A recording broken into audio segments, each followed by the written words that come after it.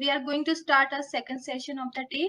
And the chairman of the session is Professor P. Muthukumar, and the reporter for the session is Dr. Abhishek Gautam. I am going to give a brief bio of the chairman and the reporter. Dr. P. Muthukumar is the professor in the Department of Mechanical Engineering, IIT Guwahati. He is awarded by several prestigious awards like Abdul Kalam Technology Innovation National Award 2020-21 from National Academy of Engineering and BIRAC Innovation Challenge Award SOCH 2021 from DBT Government of India. He is also appeared in the World Top 2% Scientist in 2020 published by Stanford University, USA. He has also published more than 110 journals articles, 3 books, and 140 conference proceedings. His research areas related to refrigeration, thermal energy storage, hydrogen energy storage and applications, heating and cooling systems, porous medium combustion, etc.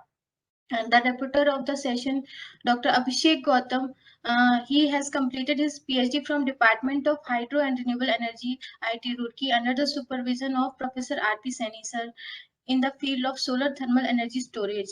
He is currently working as an Indian Institute postdoctoral fellow in Department of Mechanical Engineering, IIT Bombay. He also has 3 years of experience as assistant professor and lecturer in various engineering institutions. His area of research extends to solar thermal energy systems, thermal energy storage, heat transfer enhancement technique in heat exchangers, etc.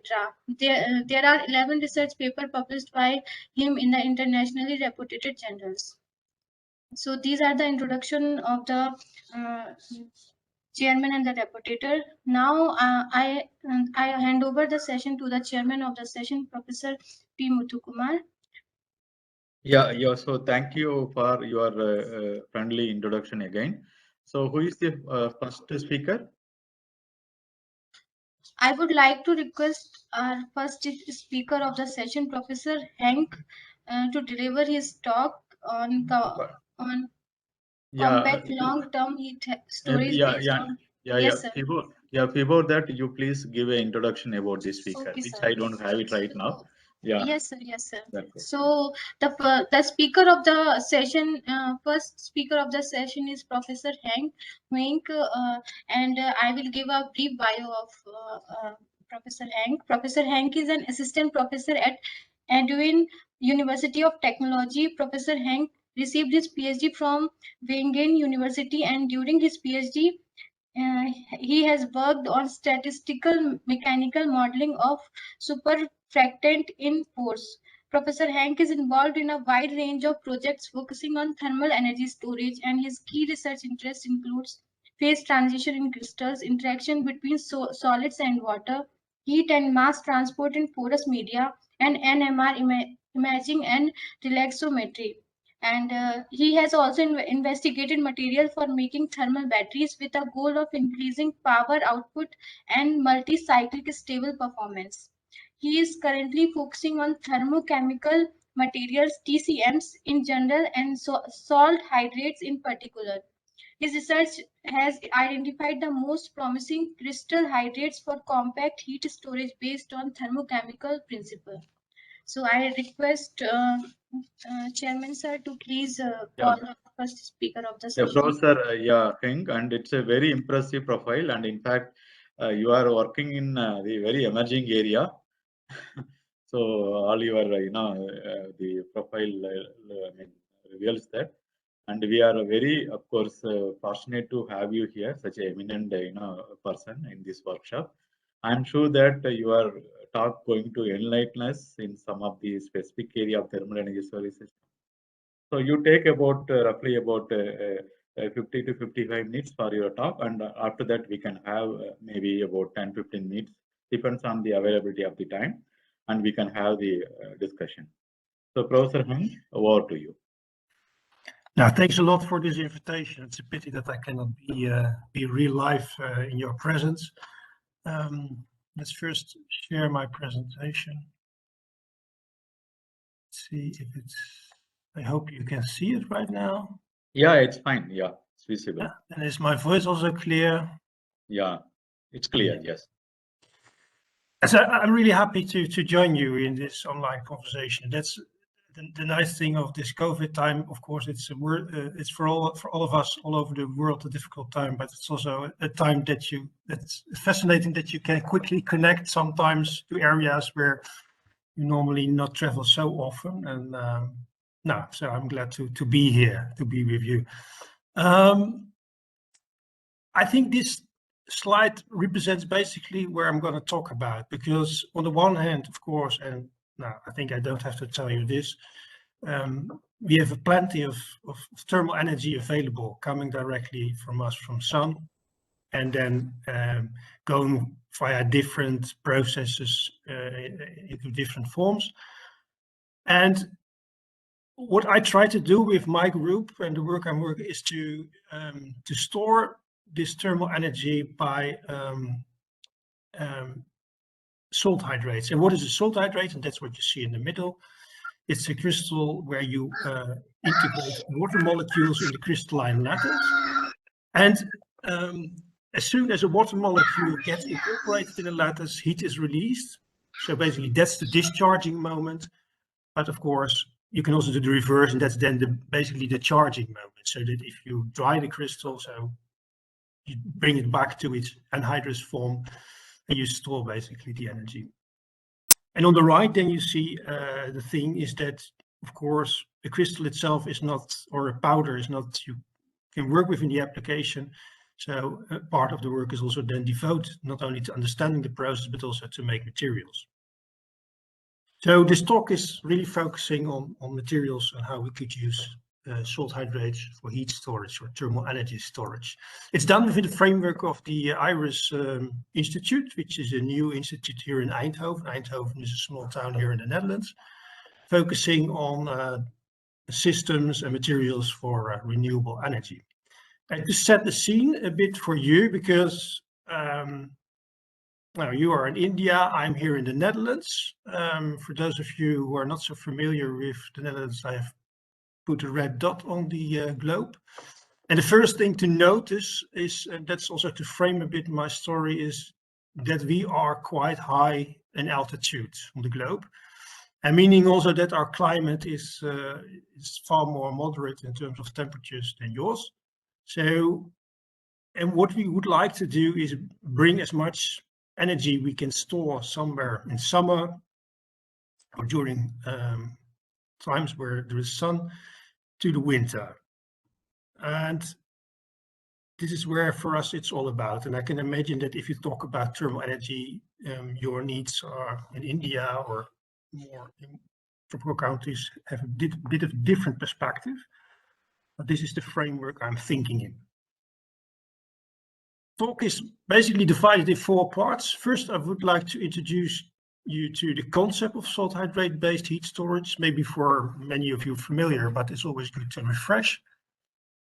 Then I want to focus on a study we did on salt selecting materials, because the first thing we did is to review the literature to see what is then the best salt we could use for our purposes. And what the third part of the talk is then devoted to, can we now understand how these salt hydrates work in order to improve them?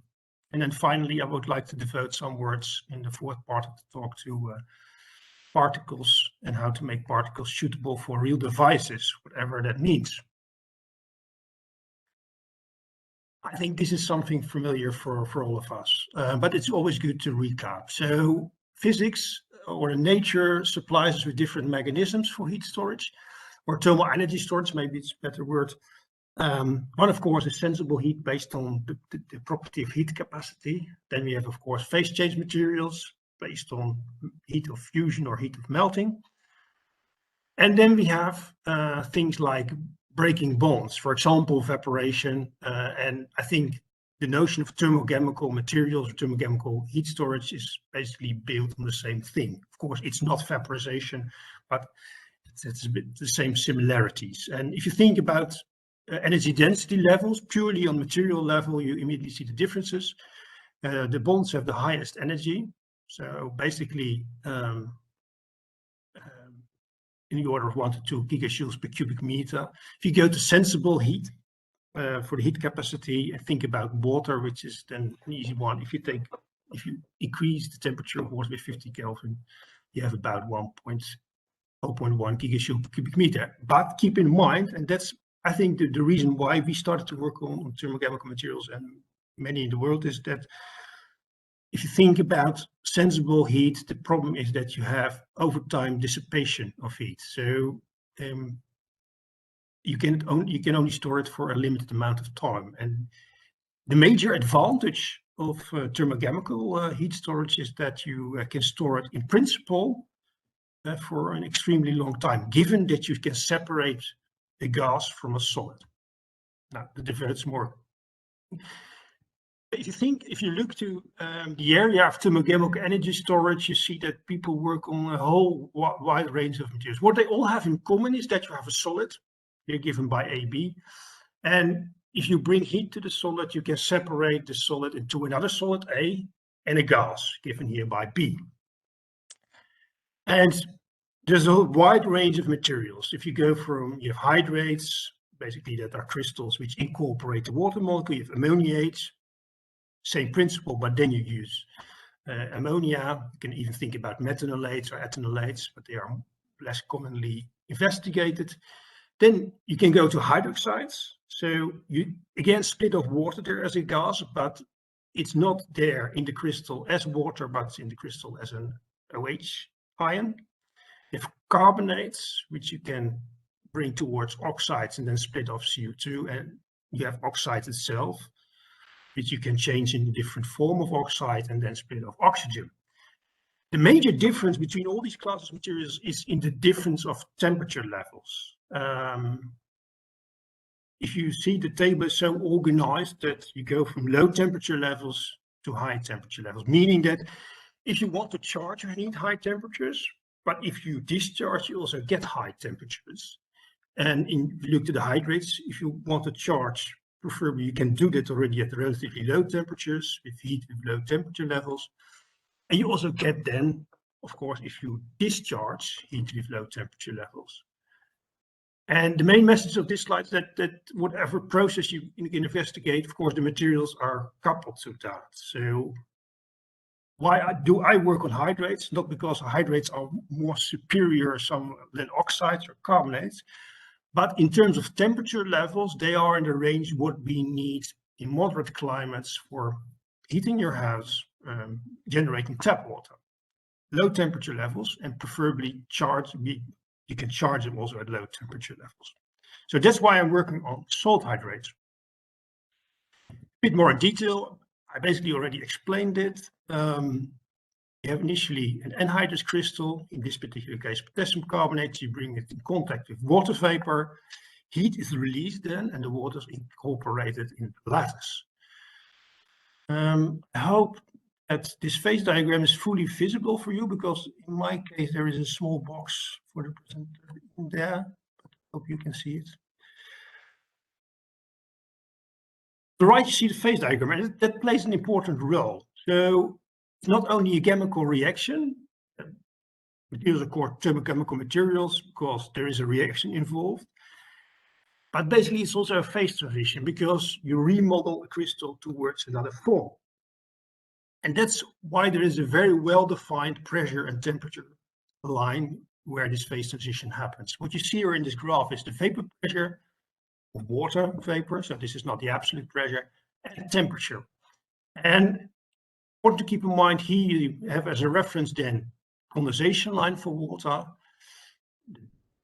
This is the line where salt goes into solution if you bring it to the water vapor. Most importantly here, and that's where it's all about, this is where you get the transition between a lower hydrate and a higher hydrate. And immediately, if you think about this concept, it becomes clear that there are several things which are related to properties you demand from these materials, and also challenges. First of all, if you think about energy density, you see in the crystal that's basically hardwired into the structure is the amount of water molecules per volume. And since the energy density is something like the number of bonds generated divided by the volume, energy density is something fixed. If you select a material, basically, you have the upper limit of the energy density also. You cannot really modify that. Second thing is, we are talking about solid-solid transition. Of course, there's a gas involved, but the phase transition itself is solid-solid in nature. And it has quite some implications for power output, because you can imagine that to transfer a solid into another solid, this is for nature not an easy thing. And that has implications for rate and kinetics. And then finally, the other thing, and that's a bit connected to point 2, is if you build in water molecules, you also have to create space. So there are volume changes involved. So materials expand and shrink during the discharging and charging cycles. And that brings another property, of course, of your material in view, and that's cyclic stability. So basically you have energy density, power, and cyclic stability, and they deeply root into the physical nature of, and the physical chemical nature of these materials. And then automatically you also see the challenges in this field appearing. And this is only to show you a real life demonstration. You see here a particle in an ESEM environmental SEM. The red dot here is basically moving in the phase diagram I discussed with you earlier. The white line is here, the hydration line. And you see that when the red dot, so basically we keep the vapor pressure constant for water, but we change the temperature crosses the phase line, you see that this particle expands. So there is something going on. It seems to absorb water and it seems to swell. Right. Another thing to keep in mind is that, of course, we need a bit of an impression about the device. Here you see a prototype device we developed in collaboration with the Dutch organization Applied Sciences. This was not, of course, meant as the most efficient energy storage device, but it is more to lay out the principle. And here in the center, you see this bucket. That's where the storage part is. What happens there, so you have the solid salt in there, for example, in the cycle that you discharge, you bring in cold, humid air. That's also why you need evaporator. And in contact with the salt hydrates and then, of course, releases the heat. And along with the air, the warm, hot air leaves the storage, goes through a heat exchanger, and then can be used. That's the idea. There are two things which you immediately can grasp from this, because going back to the phase diagram, and that's why the phase diagram is so important, is that work with water vapor. And of course, water vapor, as you all know, you have to make it, and you have to make it from liquid water. So in the device, there is an evaporation process going on. And you don't want to invest too much energy in this evaporation process, because basically for every water molecule you release to air, you have to pay the price of 40 kilojoules per mole.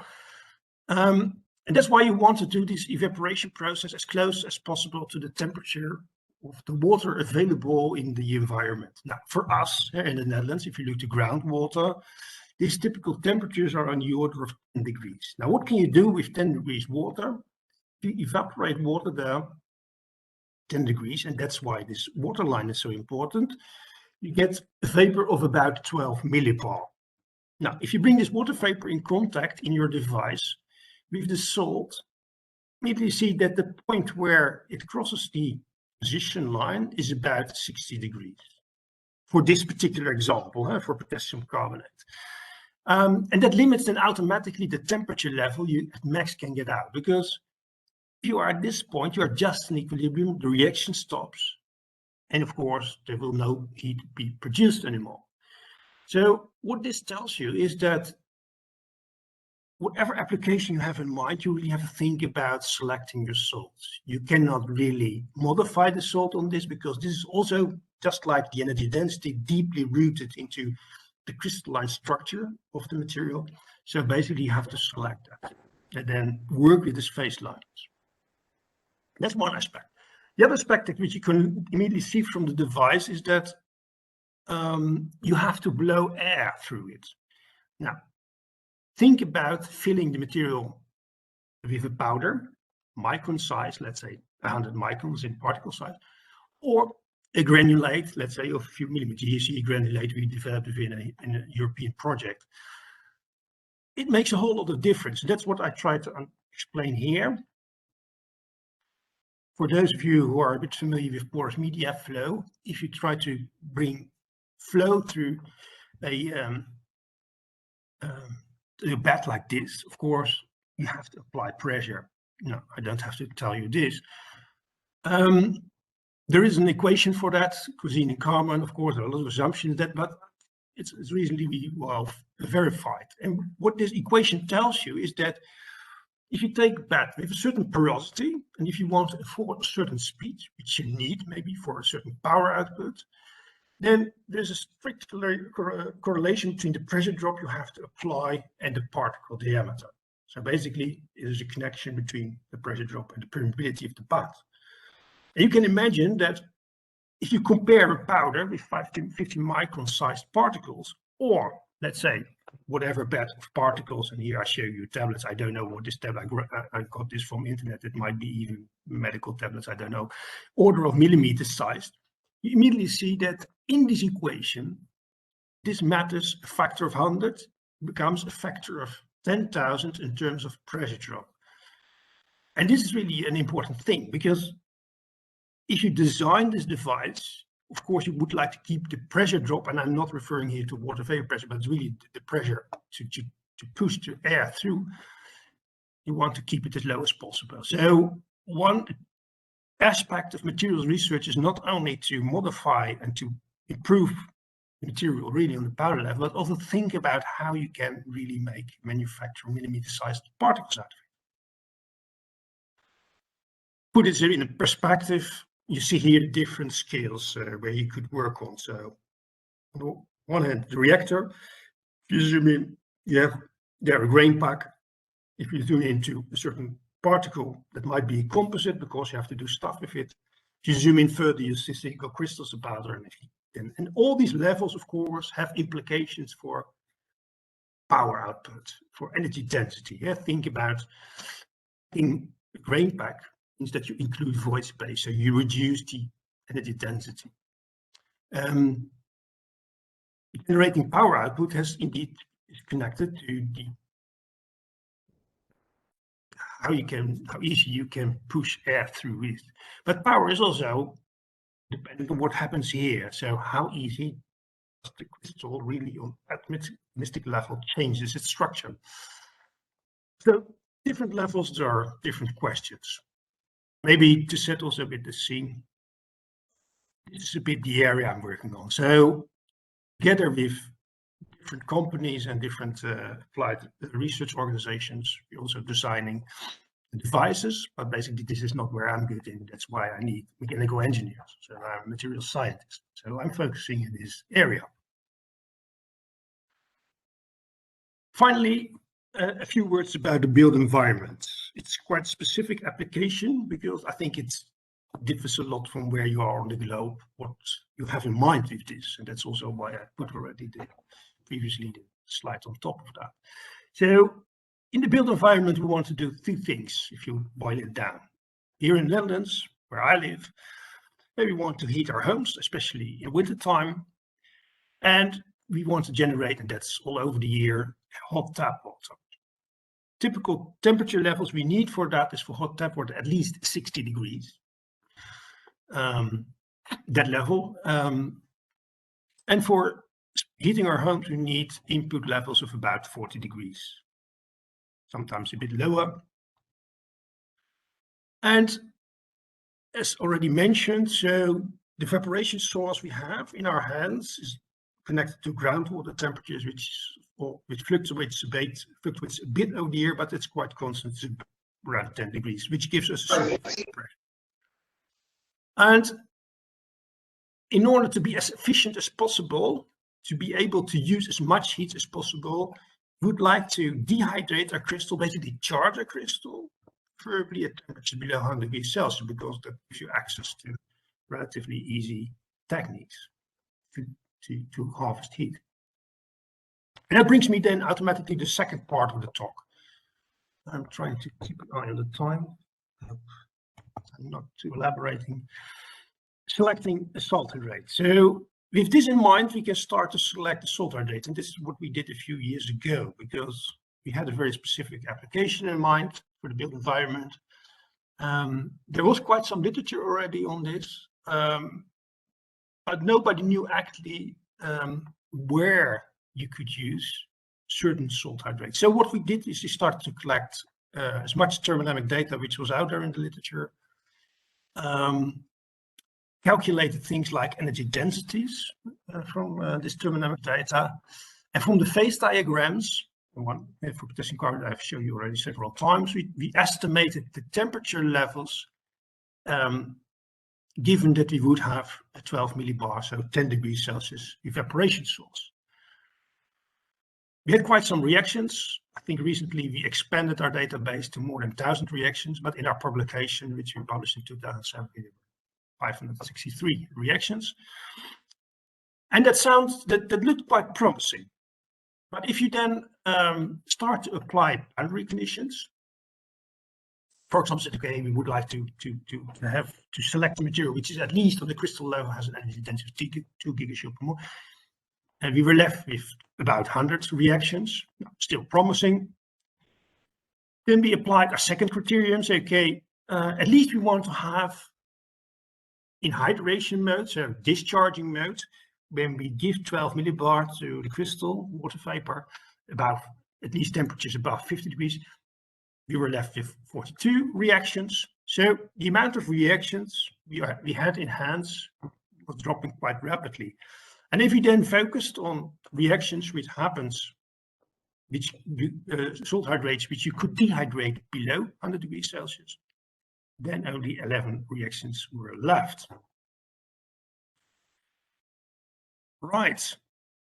If we then took into account that also you don't want to have what we call melting or liquefaction in the use conditions in your reactor, because then the whole reactor messes up, we were left with these candidates. Now, if you look carefully, you see it here, for example, European chloride or gadolinium chloride. Now, gadolinium chloride, you don't want to use at all. Either, first of all, it's very expensive. Second, it's extremely toxic. European chloride also not sounds as a kind of high abundant material. So you can remove them very quickly from your database as useful candidates. And because you want to have large volumes. You see the potassium element seems to be a promising candidate, but as soon as we started to do cyclic measurements on that, it doesn't seem to dehydrate in a nice, stable fashion. So we could remove that one. So these particular conditions, so the filtering we did, we were left with only one candidate, sodium sulfite. So we said, okay, we can focus on one material. Let's expand a bit or relax our conditions. And that's what you see here in this graph. So when we relaxed our conditions a bit, such that we had a bit of higher window for energy density and a bit of higher window for temperatures, we got some extra candidates.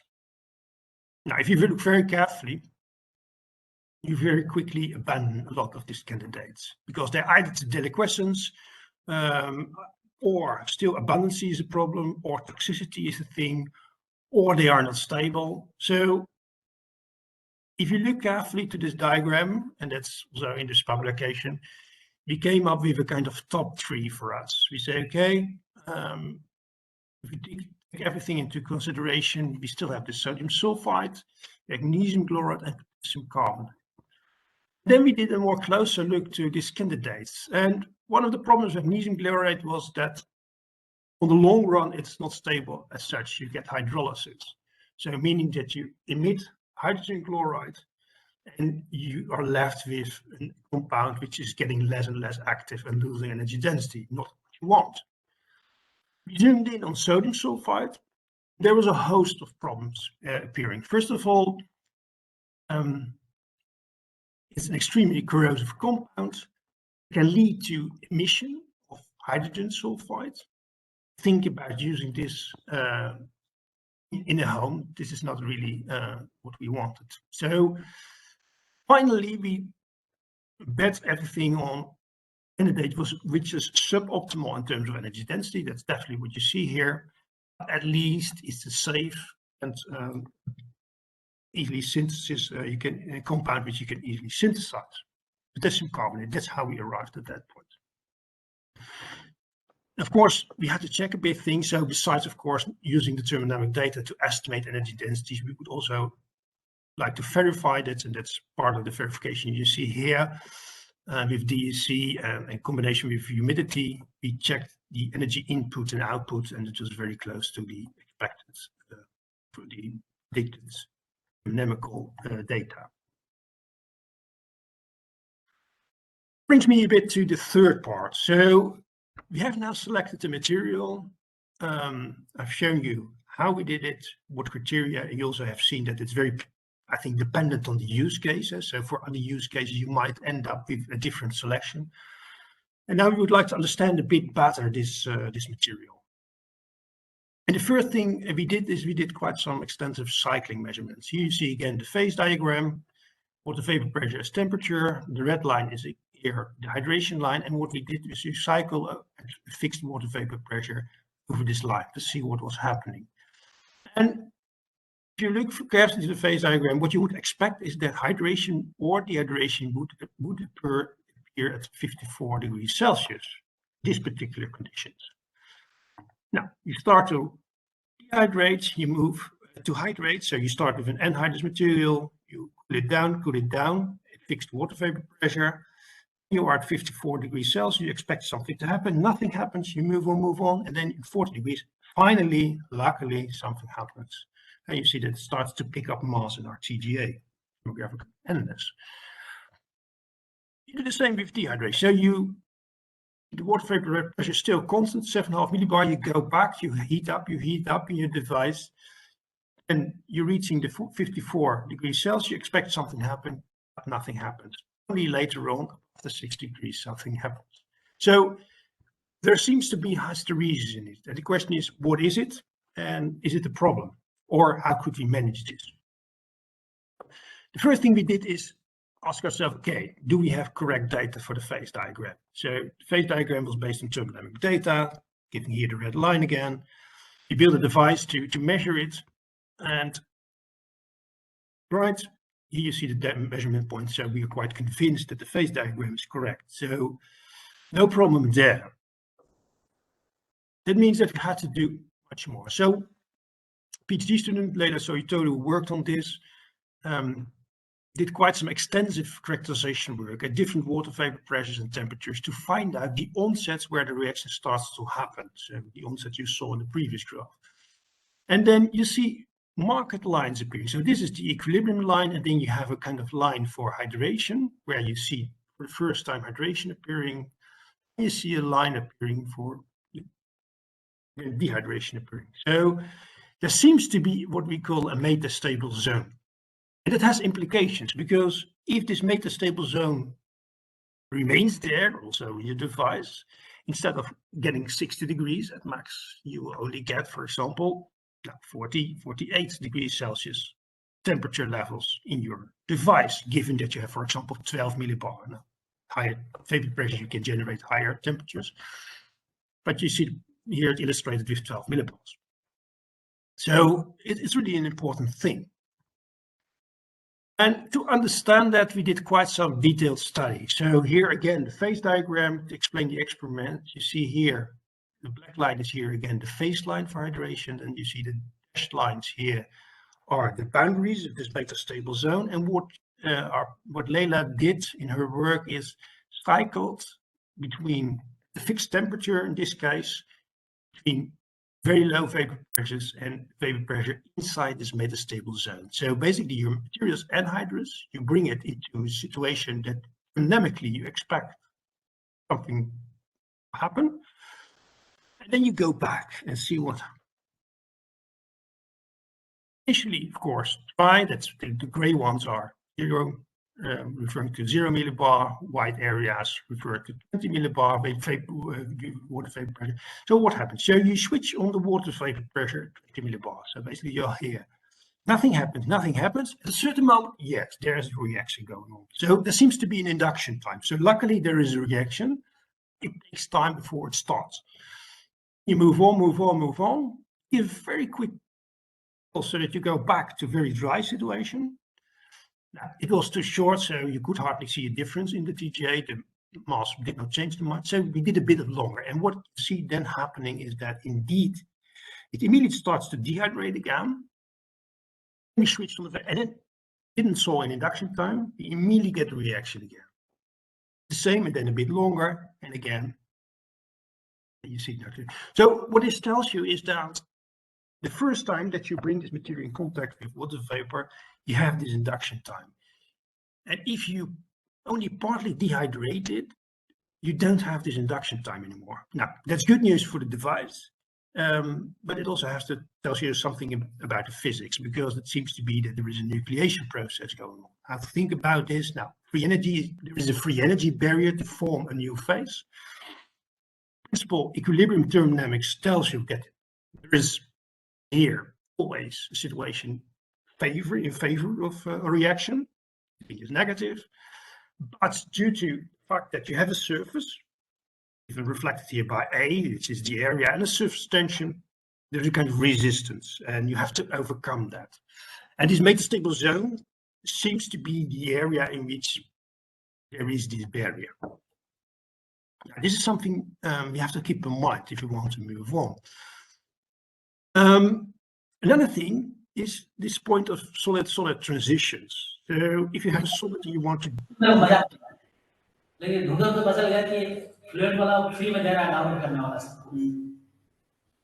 Sorry? Okay. If you think about solid, you move the solid to another solid, and that does not go out automatically. So you expect there should be a kind of disordered intermediate phase in there. And in order to, which also limits the kinetics. And in order to study this, what we focused on is on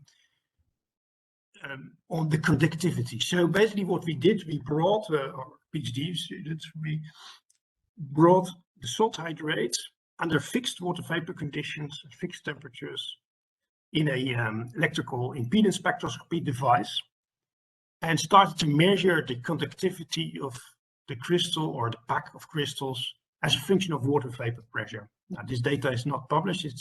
He's still working on the publication with it. But what you see here is potassium carbonate here, information of the anhydrous phase. This is the hydrated phase. And what you see is that equilibrium, the conductivity is very low, so indicating that there's hardly any mobility of ions present. And if you then start to increase the water vapor pressure, so we're still in this metastable zone, see that conductivity comes up, both in case of the anhydride, the hydrate and the anhydrous phase. So meaning that water absorbs on this interface, starts to basically extract ions and is creating mobility. And then you see something peculiar, because you see a dramatic increase in the metastable zone.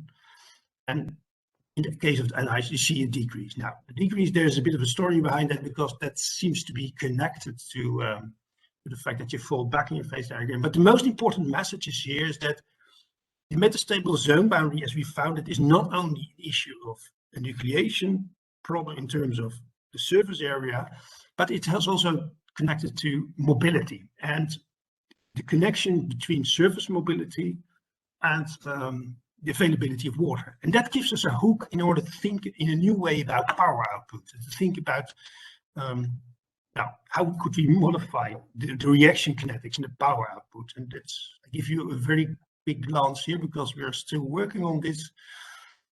Knowing that water introduces mobility at the surfaces, and knowing that, of course, the absorption of water is a fixed thing, because it's connected to the water vapor pressure, the temperature, and it determines the state, we have to think about bringing foreign, let's say, ions or molecules, see it as dopants, which attract more water to the surface than there would be in absence of these dopants. And we started to play with various dopants. You see here, you see then the results. You see here the hydration rates as a function of the conversion. Now, I have to look myself. Native material, that's the orange one. You see that initially the reaction is fast, not so strange, and then it dies out. The conversion increases. Most of the dopants, not the, what we were thinking about, that they could act as dopants, not really worked like this. But there was one promising, there's one promising, and that's the cesium carbonate, and that's what you see here. So from the start on, you see that it has a very high reaction kinetics, but it remains also later on in terms of reactions. What we also know, and I don't show you here because we are still working on that, with our conductivity research, is that we see that there's a dramatic increase in conductivity thanks to the presence of the cesium ions. Now, we are just starting this, and there's a whole work to do to see, okay, what is the optimal additive we could bring in there to generate surface mobility in order to increase the reaction rate, which gives us then also the opportunity to increase the power output, which is very important for the device. That brings me then to the last bit of the lecture, particles suitable for real devices. I already explained a bit why we need particles, at least sufficiently big particles, because we would like to reduce the pressure drop, because simply that's pressure drop means also energy consumption of our device. And in order to understand how such particles work, we, instead of making very difficult shaped particles, we thought, okay, let's first try to understand a model system, simply pancake-like particle, which we could model as a 1D particle. This research is recently published. If you think about this problem, you can distinguish different scales. So you have the particle layout in 1D. If you zoom in, of course, you have a porous structure because you compact salts, powder into a particle. What is diffusing there and then reacting on the surfaces. Now, a very simple first model could be a reaction diffusion model for the water vapor, diffusion term, the effective diffusion coefficient, which depends on porosity, then a reaction term. And then for the solid phase, you could write something like this, with again, of course, this reaction term. Then C refers to the water vapor concentration in the air, and equilibrium refers to concentration at the phase line. First thing we did is go back to the powder. We have the potassium carbonate powder in our case, and look to the kinetics. Now, we investigate different powder sizes, 10 microns, 50 microns, 300 microns, calculated the rates from that, and then we estimated Dunn-Kohler numbers, which are then a ratio of a length scale, the size of the particle imagining. We have in mind the reaction rates, which we then obtained from TGA, and the effective diffusion coefficient. We, for the moment, calculated basis on the water vapor diffusion coefficient at 1 atmosphere. And in order to have diffusion limited reactions, this Dunn-Kohler number should be bigger than 1. Now, we should estimate based on this data, and for a good deal of the reaction, you see that these Dunn-Kohler numbers will be above 1. If you talk about millimeter-sized particles, what does it mean is that the power output is no longer limited by the reaction itself, but more by the transport of the water vapor into this particle. And that's a bit visualized here. So if you make it very simplistic, you get the sharp reaction front model then, where the conversion depends on time. It is effective diffusion coefficient, a length scale, because size of the particle, thickness of the particle, deriving force. And so external water vapor concentration and the water vapor concentration at the equilibrium line, the phase of and then a few other parameters for the conversion, right? And with this, we could model our data. And what we did is we used this model. We know basically these parameters, which were related to density, molar mass. We know, of course, the water vapor concentrations in the experiment, porosities. the thicknesses of our pancakes. So we could also bring in this, and then we could try to estimate with the model the effective diffusion coefficients and see if they make sense. And that's what you see here. So PhD student, Joey Arts, which also wrote this publication, mapped basically all effective diffusion coefficients as function he found. He estimated from the data the function of the relative density of the hydrate. He could also transfer it into porosities. He measured it for different water vapor conditions, or different driving forces, and you see a nice line. So the key thing in this particle seems to be the porosity. So the question is then, can we engineer the particle such that we have impact on the porosity? Because porosity, of course, a low porosity is favorable for energy density because you have more material per volume, but it's favorable for power output because you see that the diffusion coefficient is low, transport is low, power output is low. So that brings already then the question out, how can we manufacture particles in this way? The good thing and the good news for us was that that helped us to understand power output. Because if we can predict the power output or calculate power output for 1D situations, in principle, if we were able to make particles in different shapes, but with the same porosity and more or less the same structure, you could see what could help us in terms of power output. And that's a significant thing. So this is a bit of a theoretical picture. Let's say this is pancake, which we were measuring on. Principally speaking, that you can make a really large gain by thinking about the shapes of your particle, even go up in terms of reaction times, a factor, let's say, of sometimes going from plates to spheres. This is the process we are in the middle of. That brings me a bit to the end, because for us there is still an important challenge ahead, and that's stability. On the long run, over more cycles, you see that these particles pulverize. There's another risk if the humidity is getting too high with liquefaction, but that's something we can mitigate in the device and by the control situation device. But the main thing is, can we prevent basically the pulverization, also the growth of these particles? Now, we are still always hiring people for that, because this is something for us which is really important. And that brings me a bit to the end of the talk. I hope that I showed you give a bit of impression how we work on compact heat storage with salt hydrates. We think it's promising, but there is still quite some challenges ahead of us.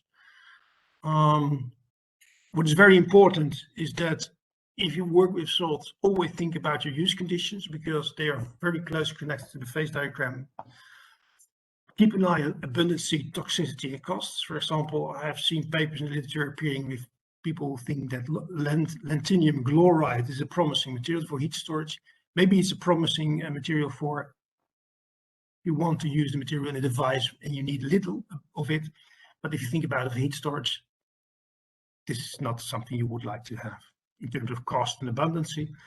So think about this always, and always say that also to my PhD students. So think about also this implication. Although you are a physicist or physical chemist, this makes a whole lot of a difference in if this technology will really make it. I hope I showed you that we have gained in mechanistic understanding, which gives us now a clue to improve power output. We are still not there, but working on it. I'm pretty convinced that particle manufacturing is a bit underestimated and really should really put more work on that. And that's where we also trying to put more effort in it. And stability is still an important challenge.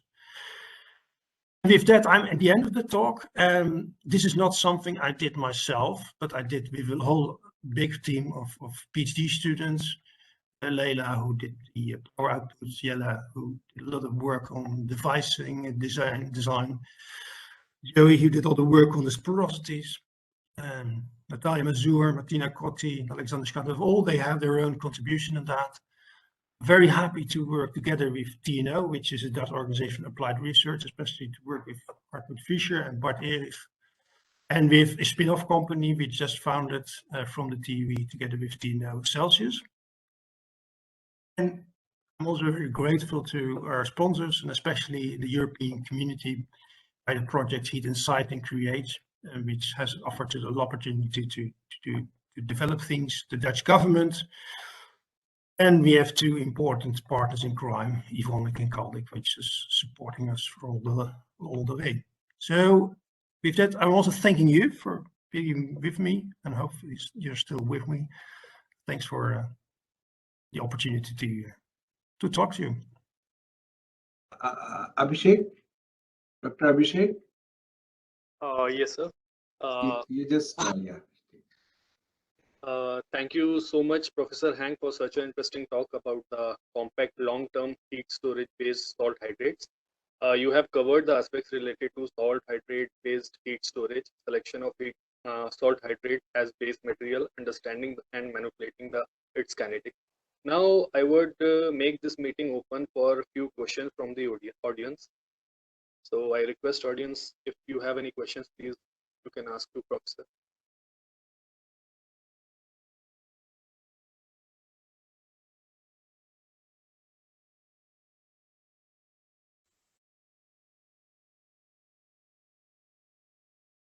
I request to audience, if anyone have any question, please can raise. Participants, you are requested to please put some query about the presentation or any questions you have.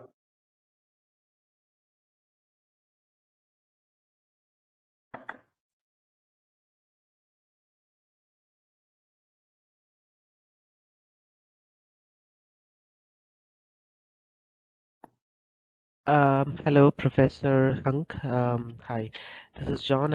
I'm calling from India. So I had a doubt regarding your work was limited more to temperature ranges, say till 80 degrees Celsius or 70 degrees Celsius. But have you tried going above the range using the salt hydrates, or I mean, for the scope of the research, you've limited yourself to say to the temperature range?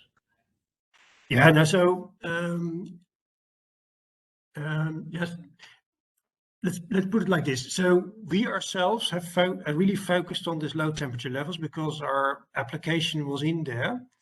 And what we noticed also is that in order to improve material, you really need to know more. So I really focused all the work on that.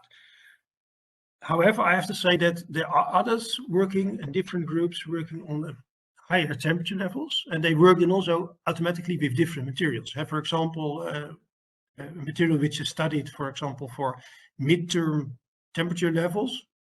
And I hope maybe I have to clear what I mean with that because it can be very confusing. I think about above 100 degrees Celsius. So if you have, let's say, waste heat, which is a bit higher in temperatures, they work, for example, with strontium chloride. It is an important promising material. And there are a few other candidates there. So there are more salt hydrates useful for higher temperature levels. But then you also move to other applications, let's say harvesting waste heat or low temperature waste heat in the industry. That's one. And the second thing is that I think using salt hydrate pays off at low temperatures, because as soon as you go to higher temperatures, I think there's other materials, and I hope that I made that clear in the beginning, because I put there a large table. Maybe I can show you again. See if I can go back in my slides. Will be good. Maybe I should do this different. Yeah, this may be easier. It was a bit illustrated in this slide. So if you really go to high temperatures, for example, people working on concentrated solar power, to work then, if they want to use thermochemical principles, they prefer to work here. And that's also understandable, because you generate then much higher temperature levels. And I think then salt hydrates are not really the material to work with. I hope that helps you a bit. Yeah, thank you. It did. Thank you.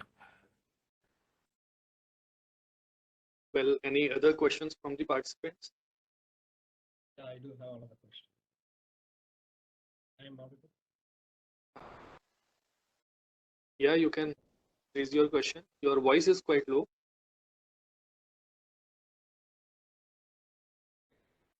Hello? Yes, sir, am I audible now? Are you? No, we are not getting your voice properly.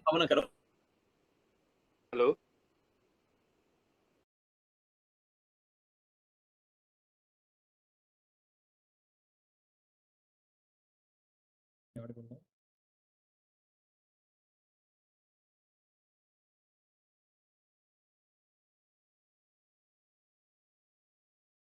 There is some network issue with him, so we request any other participant if he want to ask any question to Professor Hank, he can raise these questions.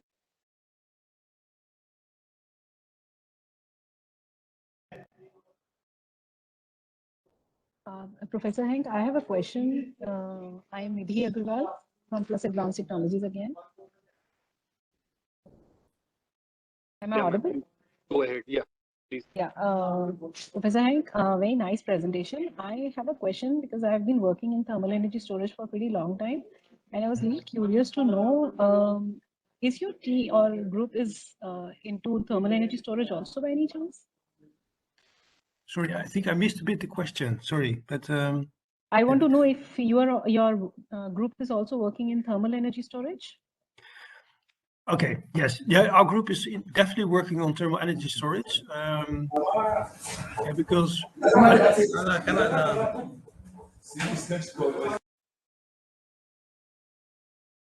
sorry, yeah, so what we do is basically use this thermochemical principle to store thermal energy. So that's how I see that we work on thermal energy storage. I hope that clarifies a bit. So what we aim to do is harvest thermal energy either by solar collectors or if there is an abundance of electricity available, or if there is waste heat available from the industry, and then charge basically the salt hydrates by dehydrating them. So we use the heat to dehydrate the crystal. In this way, you store then the energy and you can release that then by bringing it back in contact with water vapor. So in this context, we work on thermal energies, but our focus is really on the materials level. And as I said, in collaboration with others, we also work on developing devices, but that's where we play more the materials card, and others really work on device levels. Yeah. Thank you. Any other query from anyone? Hello, sir. Sir, am I audible, sir? Yeah, Vishnu. Yeah, please raise your Yes. question. Sir, I want to know about the cyclability of this hydrates, sir. Is it very high, or can we use any methods to improve the cyclability? I mean the storage and releasing cycles. Okay, I think you're touching basically I think one of the most challenging aspects of this salt hydrate. So if you think about the crystalline level, if you select your material properly, in principle have a cyclability which can be very long. So we did, let's say, more than 200 or 300 cycles with losing properties. If you bring it into a device, I try to explain that we don't want to do that as powder. So basically, we do this as particles. And the cyclability question for us is more on that level. So we would like to keep the bed permeable for airflow, meaning that the particles should remain their integrity. And what we observe is that particles generally swell a bit and tend to block then the porosity. Now, this is where we do a lot of work at the moment in order to prevent that. So a bit of twofold question in terms of chemical stability and stability on powder level. I think if you select your salts properly, there's no problem. If you go to particle level, you really have to do some work in order to stabilize them. Yeah. So, any other questions from the audience?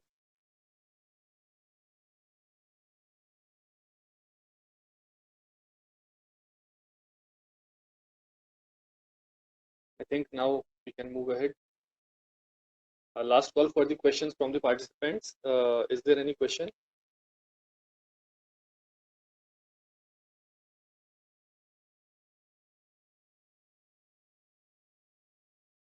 There is a question in chat box.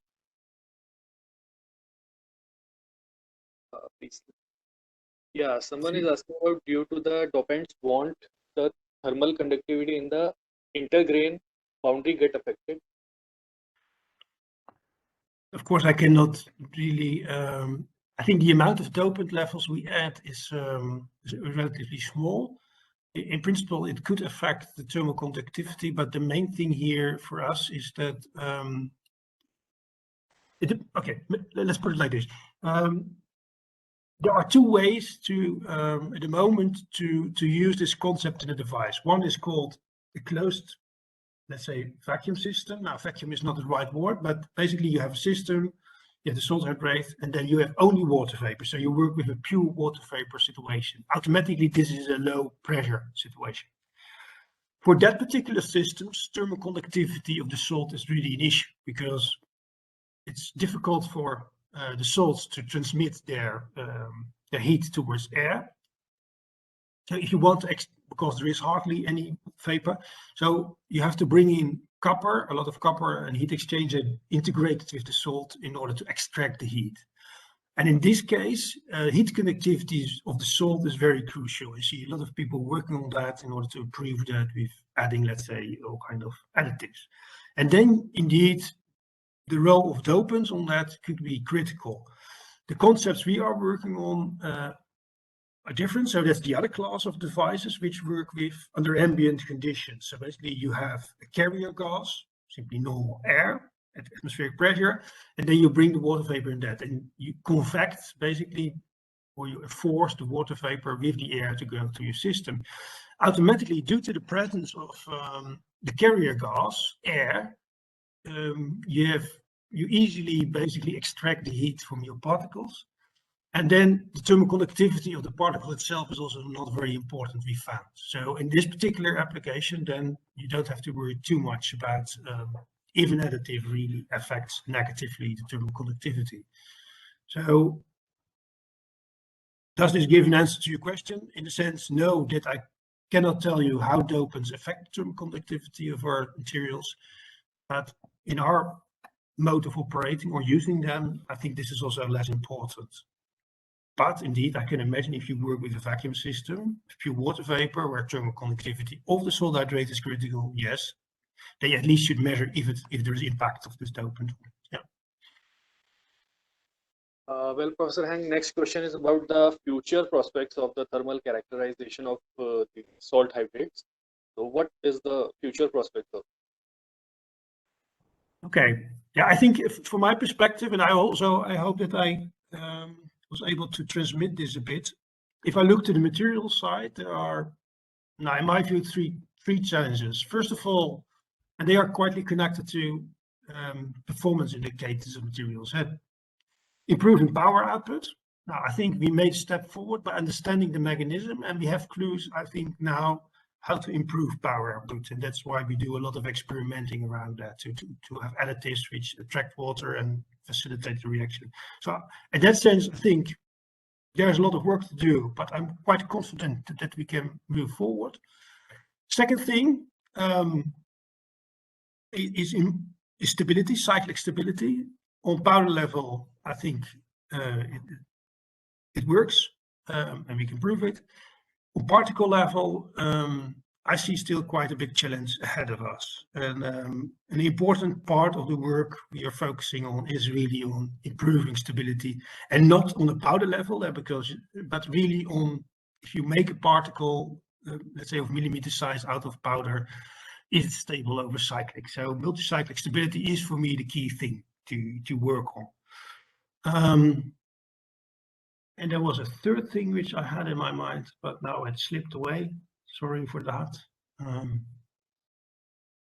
Now, I think these are for me the two. So power output and cyclic stability are really the things to work on, at least from my perspective.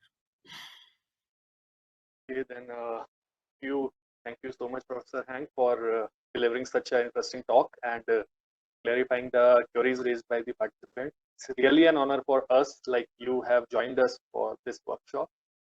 And I am confident that your talk has been already a beneficial thing for the participants. So thank you so much. Thanks for having me. Now we already have our next speaker, who has already joined us. Professor Ure, I think you have joined us.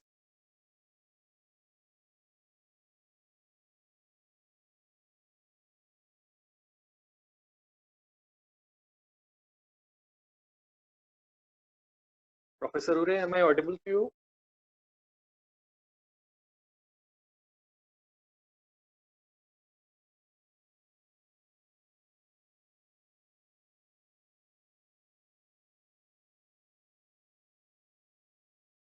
Hello.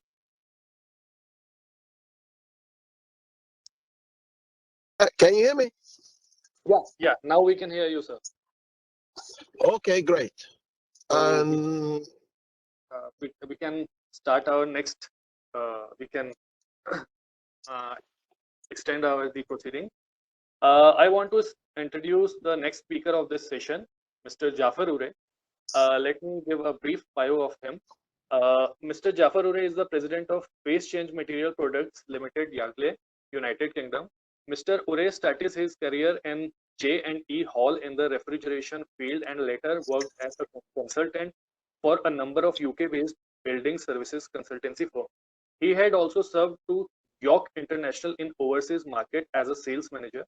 Mr. Ure is founder and managing director of PCM Products Limited, specialized in PCM-based thermal energy storage products and associated low-energy cooling technology. Mr. Ure takes a special interest in promotion of alternative energy-efficient and environmentally friendly technologies and overall load-shifting site demand management practices for practical refrigeration and air conditioning applications. So, Mr. Jafar Ure, we are welcoming you in this workshop, and it's really an honor for us, like you have joined us to give your, to share your experience related to solar thermal energy storage technologies. So now, stage is yours. Please, you can proceed. Okay, I believe you have my slides. Should we share it, sir? I think as I emailed, if you can use those. We have. Or So, okay, I request to Aman, please, you can share it. Please, Mr. Ray, give a second to us. sure.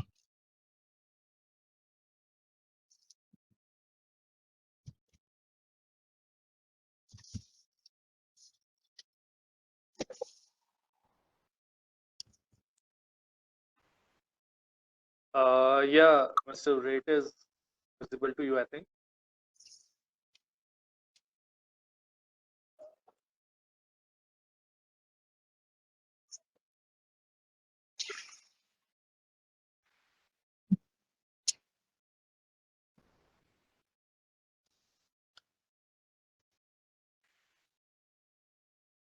Mr. Ure, it is shared from our side now.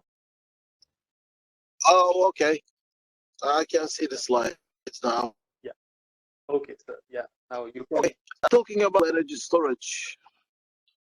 Please proceed. Okay, the next, yep, next slide.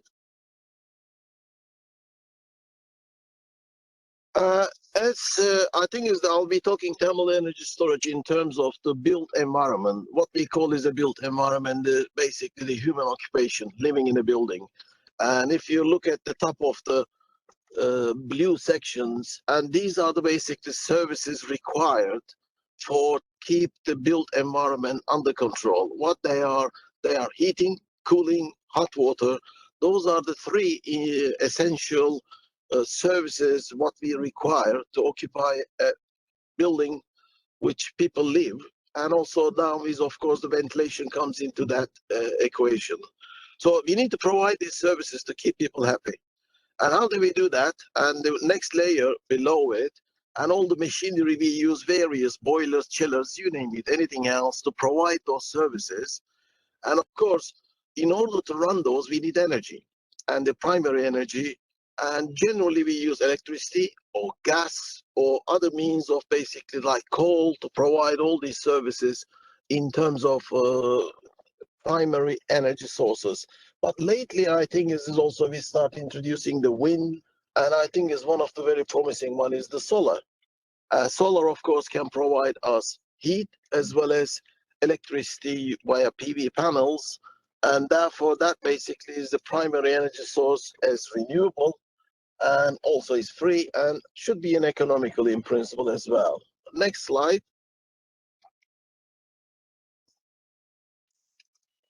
What is a thermal storage? Why do we need a thermal storage? And because the energy basically is peak certain times, especially on the solar, we have a limited time. Say 3 o'clock in the useful energy principle available to us.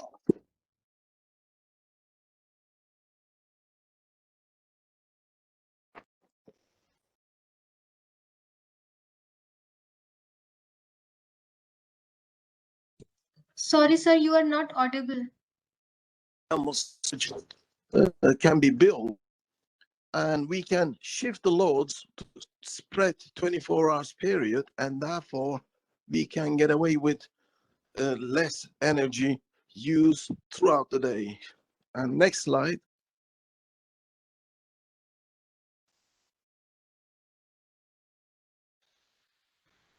And in order to justify basically thermal storage, we need to first describe and decide what is a thermal storage.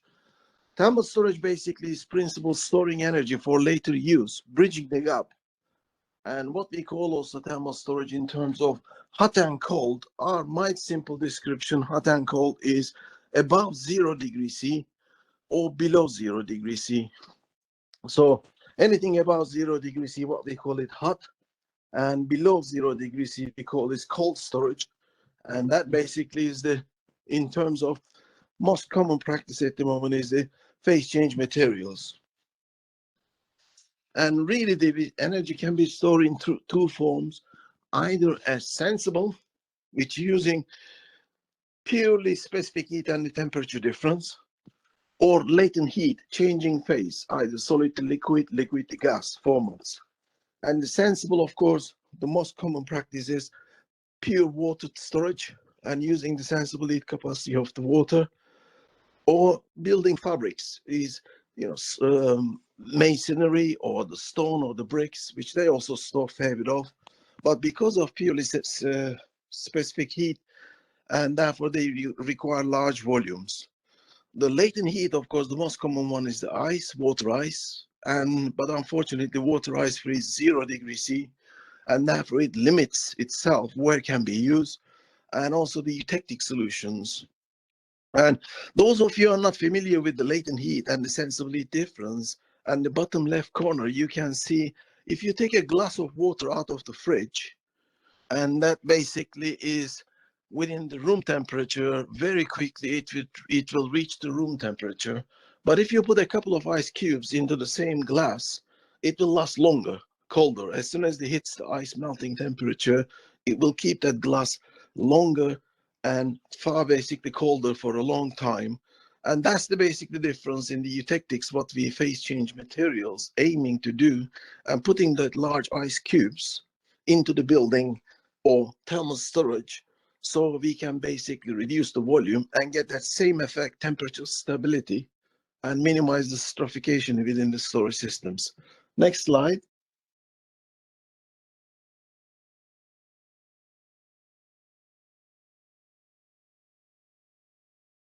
Is it working?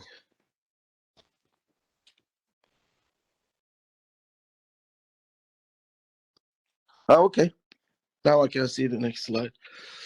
What's the basically is the, if we go beyond the 0 degrees C water temperature, we need to deal with chemicals. And those chemicals are basically could be organic salts or hydrocarbon components, but nevertheless, mixing various chemicals, we alter, in the case of salt hydrates, the freezing temperature of the water. In organics, the behavior of the carbon chains is also give you the different temperature range. There are two common materials available to us, and one is the hydrated salts, like simple salts like rubber salt, calcium chloride, or any other basic salts alter the freezing temperature of the water. or organic components, candle wax, even butter and sugars basically is the PCM with different temperature range. So therefore, whatever we do, we need to do with chemicals. Next slide.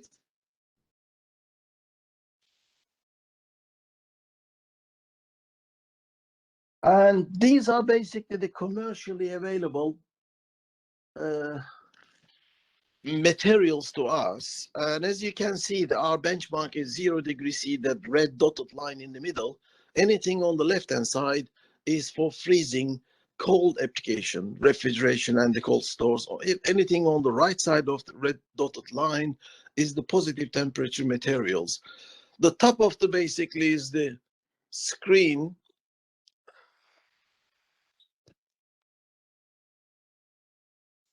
You can see they are basically the option of metals.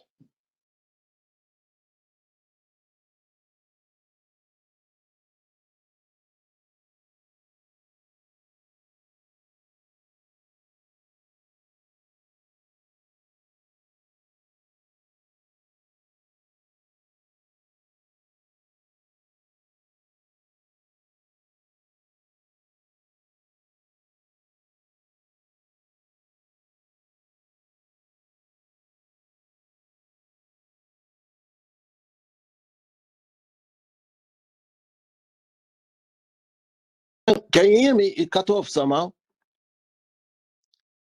Yeah, Mr. Ure, we can hear you now. Okay. Yeah. For some internet plates, my apologies. Yeah, I mean, if you look at basically is on top of that, commercially available, these are the commercially available phase change materials.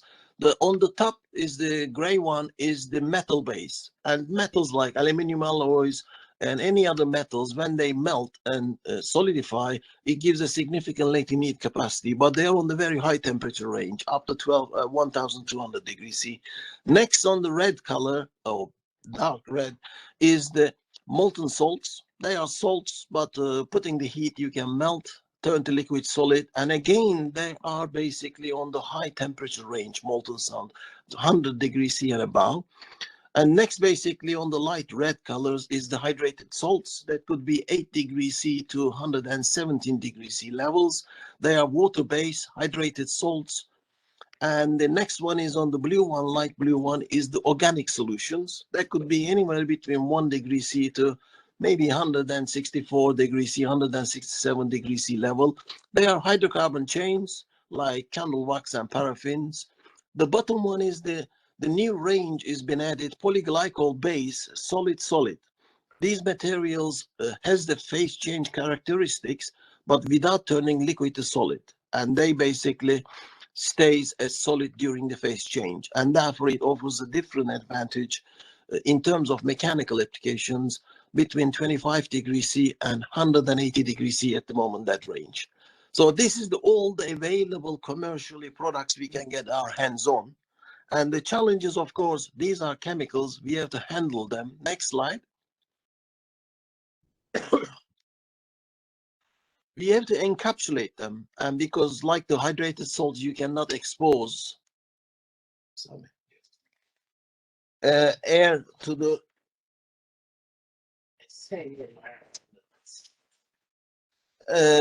in order to capsulate, basically is there are two options. Either we can use electric in terms of basically the plastic or the metal encapsulation. And unfortunately, plastic encapsulation up to 50 degrees C is fine, but beyond that, plastic gets soft and it exposes significant risk. And the metals, of course, metals is the ideal, but unfortunately, as soon as you go to the metal, the cost goes out of the window and it becomes very expensive in terms of encapsulation. And organics, basically, it has no water in them, and therefore it can be exposed to air. Like on the bottom right corner, you can see you can make granule powder, even rubber, thermoformats, and the boards. But one of the fundamental difference, of course, hydrated salts are cheap, relatively cheap in terms of material cost. Organics are almost 5-6 times higher. So some like along the line, the economics dictates what type of encapsulation is ideal for any given application. Next slide. Based on now we have the phase change material at various temperatures across the board for various applications, but for solar application it's to be specifically focused on that. And there are three basically aim for storing the energy to provide these three services. One is the power, so we can store the solar, convert into electric power applications. Next is the heating, which is natural because the solar is already providing naturally the heat, but also we can produce cooling out of the solar. So therefore, if you look on those three applications and how do we apply these phase change materials? Next slide. Of course, this is the typical, basically the two technologies available to us at the moment is widely applied in general. One of them is PV, photovoltaic panels, and we can convert the solar energy into the electric circuits using DC current, convert via inverter to AC. That's a very much established standard technology. But unfortunately, at the moment is the only way you can store that energy in the batteries, and still expensive and is a short life and needs to be replaced over the life of a building. The other basically technology at the moment is relatively widely used, but in a very large scale installation, this thermal system, collecting the solar with the parabolic mirrors.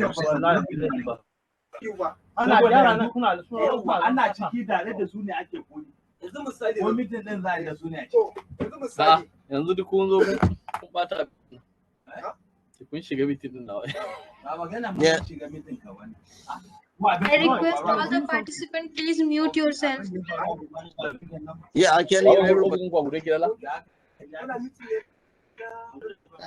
request all the participants to please mute yourself.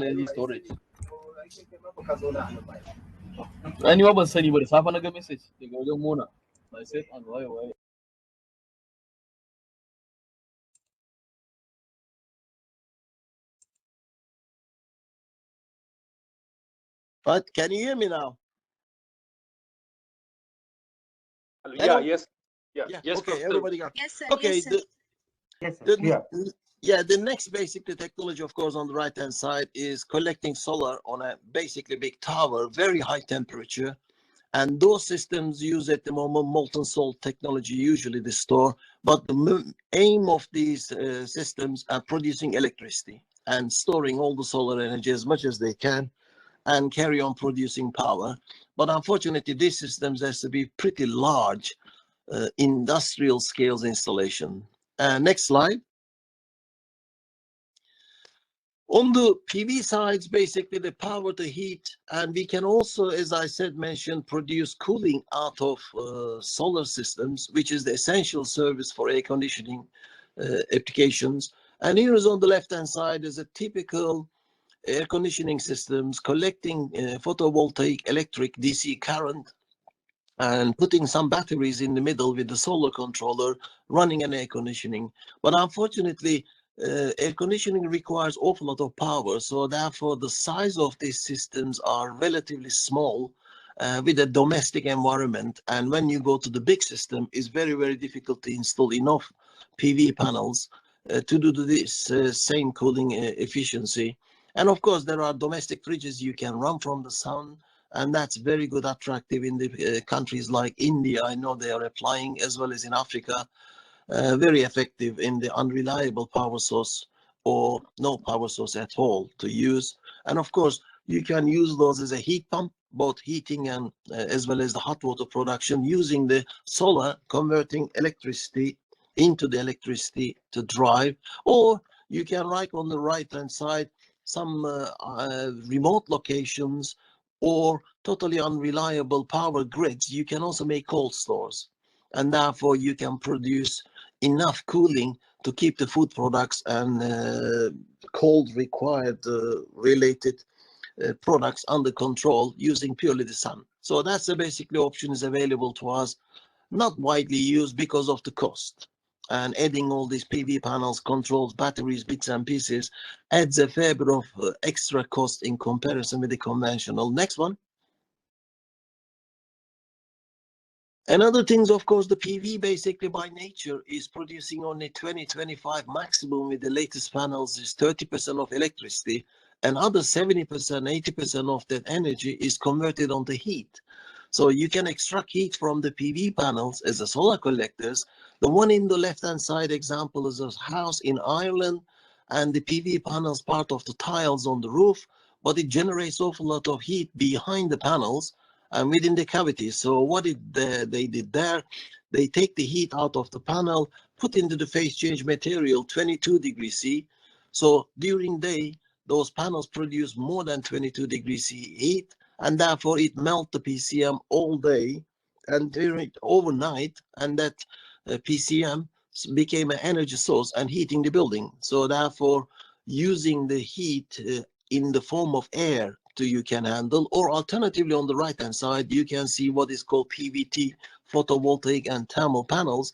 You can extract that heat into a water circuit and therefore use the heat in the form of conventional water circulation, either radiator or heat the hot water tank. So therefore the heat conversion is far easier than the cooling conversion from the sun energy. Next one. That's another example of basically how the solar, this is one of the solar decathlon competition in Dubai, Australian university, and the team built this thing using nothing else but sun, cooling a house, hot water, heating and cooling, all provided from the solar technology and a heat pump system. As you can see in the middle, the heat pump and the thermal storage and those tubes and the bundle of tank. So what they did, they all day not only run the refrigeration or the heat pump system to provide the services, but also put extra surplus energy from that heat pump into the tank and in the PCM. So when the sun goes down, they provided further cooling or heating, whatever is required from these thermal storage tanks. And these are hydrated salt thermal storage tanks. And I think is on top of my head, that was 46 degrees C on the hot side, and I think it's 8 degrees C on the cold side. Next slide. Here's another one, and we know basically is the most common application of a solar collectors are these big thermosiphon system on the top right corner or pressurized seal systems on the bottom right corner. And those are the conventional collectors what we use. But again, if you are going to use large volume of storage and not enough roof space to fit these things, somehow you need to find a way to store some energy. And it's a typical example of the Commonwealth Games in Australia in 2006. They built these houses with the view to sell these houses to public after the games. But of course, those houses, 3-bedroom standard houses designed for a family, a couple with the 2, maximum 3 kids. And therefore, the hot water requirements during the game, when you put 18 or 20 outlets into a one house, you need 3 times the more hot water. The only way we could do that, we put 58 degrees C plus 58 stainless steel bowls within the conventional standard size tanks, and that basically tripled the capacity of that hot water tank. So while the athletes during the day the competition, they basically use that solar energy to store in the tank, so they provided enough hot water for during the games. And it's interesting that after the games, the public, when they moved in, even if they don't get the sun almost like 3-4 days, they still had the hot water. Next slide, please. The most attractive with the latest addition to this thermal storage heating system is the underfloor heating, because that seems to be becoming a very standard, especially is the electric driven heat pump heating conversion at the moment from gas, coal, oil to electricity heating. And that really offers a significant advantage, first of all, lowering the heat pump requirements, the hot water requirements to charge, but using 27 degrees C, as you can see on the bottom section, the progress of how you install these thin layer of PCM encapsulated materials in an underfloor heating. And you basically use 27 degrees C PCM encapsulated containers in the floor, put the normal screeds with the pipes in it. And in fact, reality is you don't even need a heat pump, and a standard conventional vacuum solar collectors, even in the middle of winter, produce 30-35 degrees C water. And that's enough energy to melt the PCM all day And of course, nighttime, all the cold goes into the PCM and your floor becomes a radiant heating using the PCM energy stored during the daytime. And therefore, it offers a significant advantage in terms of getting free heating into the building in the most cost-effective way. Next one.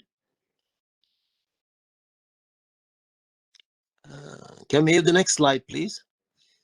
Yeah, coming. Another big attraction is the PCM could play on the solar energy sector is the greenhouse, because they during the daytime, as we know, all the greenhouse effects get very hot, but nevertheless, in a certain climates, the nighttime it gets very cold, and it becomes a big, massive temperature swing between night and day.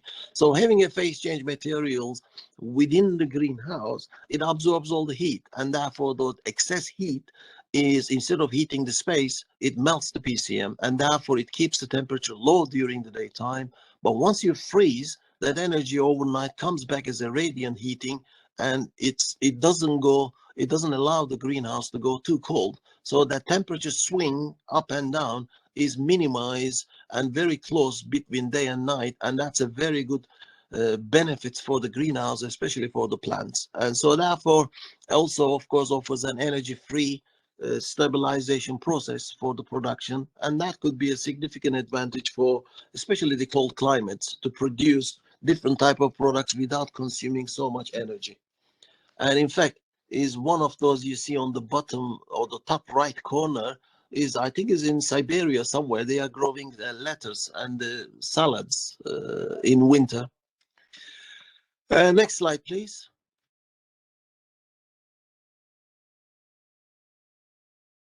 Okay, now we said about the cooling. Cooling is the most expensive in terms of energy as well as the running cost. So therefore, if we can get the cooling using the sun free of charge, that would be a great attraction economically. It makes it economically viable. Here is basically on the left-hand side our wonderful sun, and it gives us energy. And we can convert that in energy in three forms, either high-grade heat, like concentrated solar collectors, or normal medium grade heat using conventional solar collectors, which what we use in the domestic environment, or we can use PV panels to convert into electricity. So therefore we have this three energy income coming into some sort of machinery to produce something for us. And here is in the middle on the square boxes, you can see all the technologies. I will not go through one by one what they are, but basically they are either heat driven or electric driven cooling machines. And some of those machines requires a high grade heat in order to operate. Some of them can operate with the medium grade heat. Some of them at the bottom sections is purely needs electricity to drive. They are conventional cooling machines. And really what we produce out of those machines, and we use on three services. One is the HVAC, conventional air conditioning, and the temperature range you can see on there. The next is chilled, which is the chilled food in terms of producing like the supermarket types, the cheese, dairy, milk, and that sort of products basically is called chilled. And of course, the next one is the frozen. Frozen could be anywhere between -3 to -74. It could be like even the medical application, frozen tissues or vaccines or anything else. So therefore, we need those three services to produce. If we can get those out of sun, why are using these technologies economically? That would be great because that will be energy free and environmentally friendly options. Next slide, please. Here's a typical example of a Qatar Stadium, and that's basically built for the World Cup is coming next year. To demonstrate those stadiums, unfortunately, the original plan was the games played in summer. In summer is, of course, the heat is 50-55 in Qatar, so it's near impossible to play games during daytime, and even in evening it's so hot and humid. So therefore, those stadiums had to be air conditioned. But the condition was they sold to FIFA the Qatar team, and they can air condition the stadiums with off-grid without electricity. And that basically was the principle of this design, using parabolic collectors on, if you look at the schematic on the top left corner, collect all the heat during the sun, put into a hot oil. Hot oil drives the absorption chillers. Absorption chillers put that cold energy into that tank on the top right corner, is all day running and is putting that energy into the tank in the 8 degrees C or 10 degrees C PC and phase change materials. And games usually played this late afternoon or in the evening.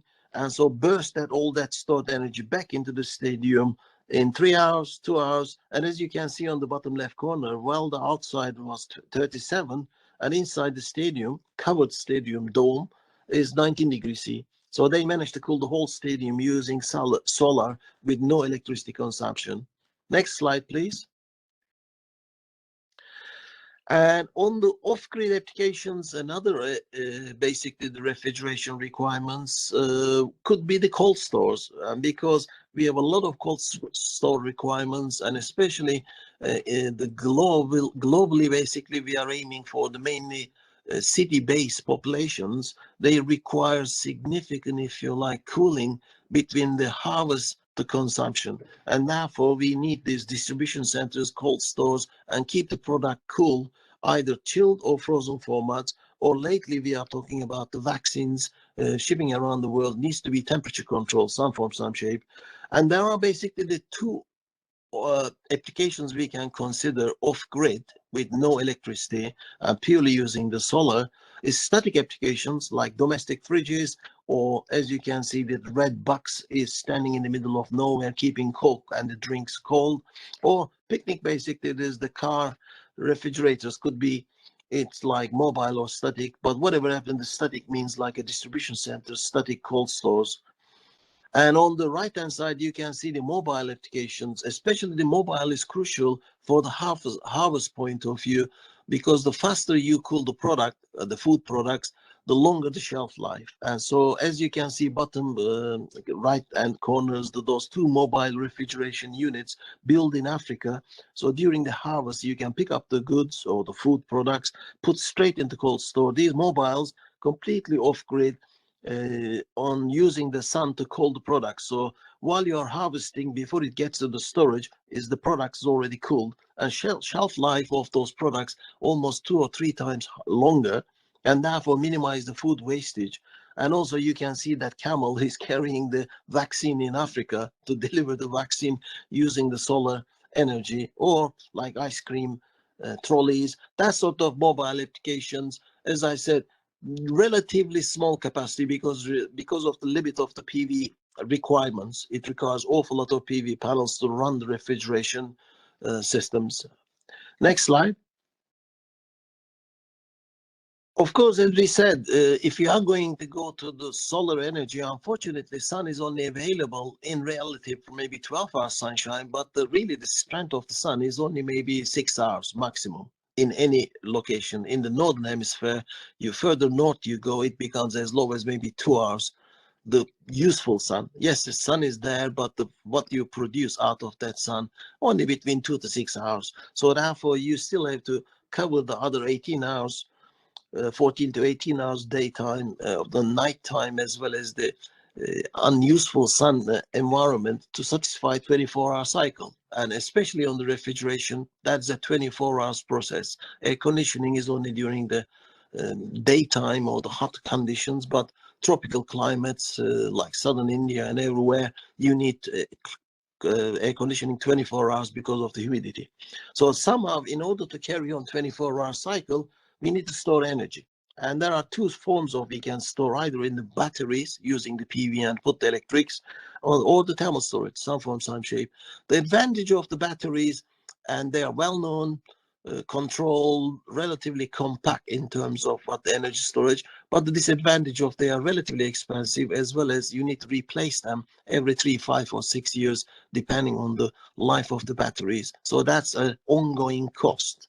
On the thermal storage, it could be relatively cost effective, but you need to be careful. You are dealing with chemicals, size, volumes, and especially also the weight becomes a major issue because they are bulky and heavy materials.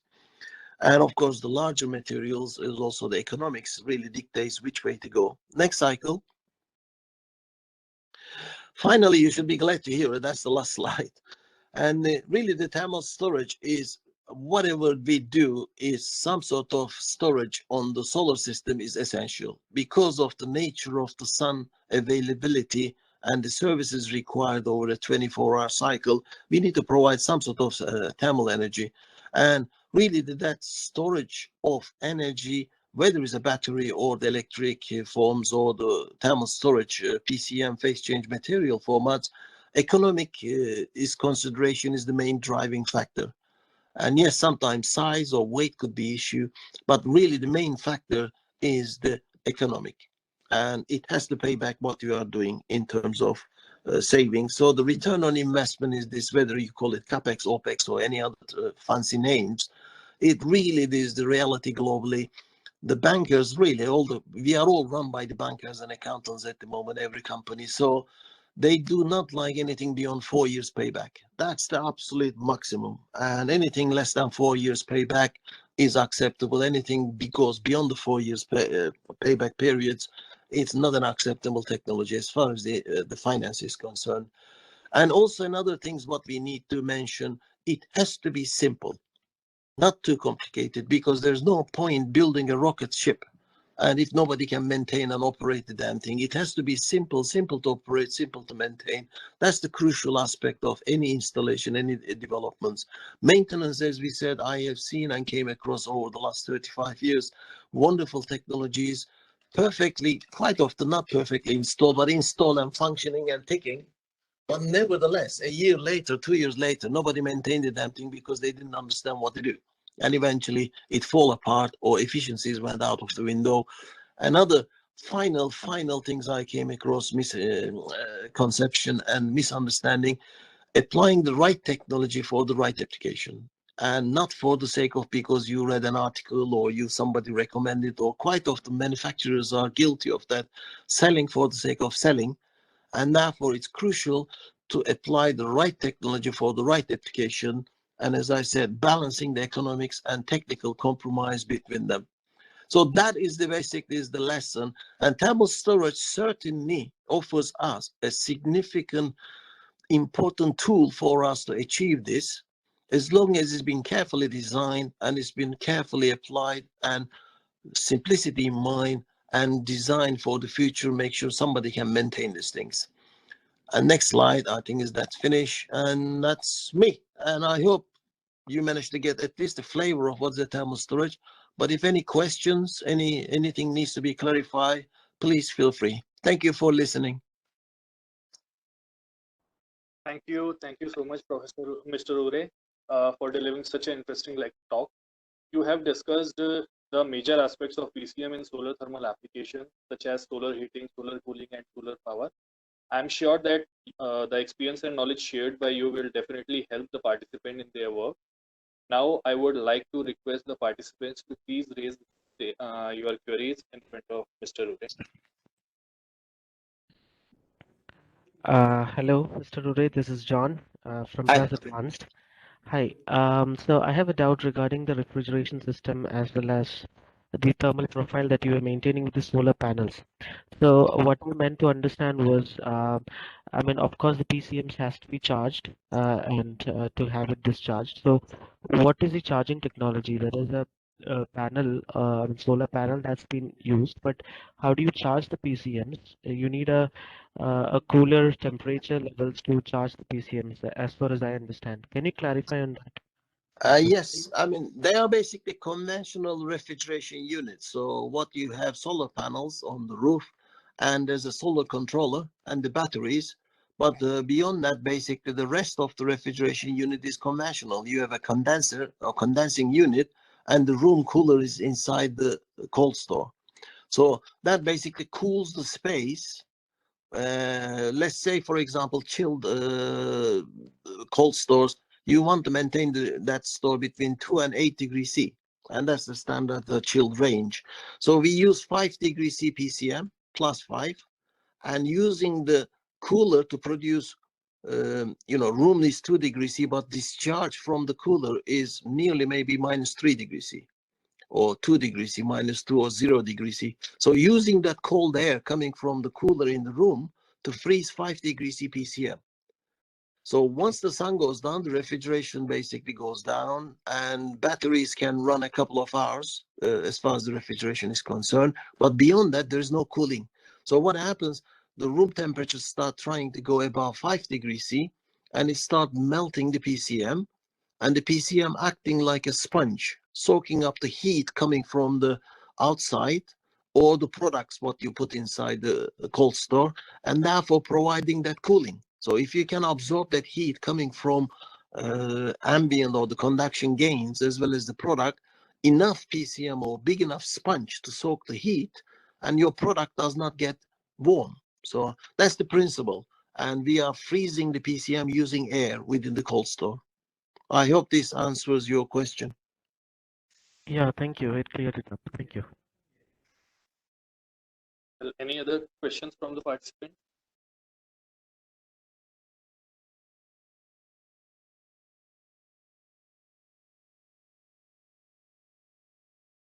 Hello, sir. I have one question. Sir, Yep. actually, sir, which factor can be considered for the selection of PCM for power to heat and heat to heat conversion, sir?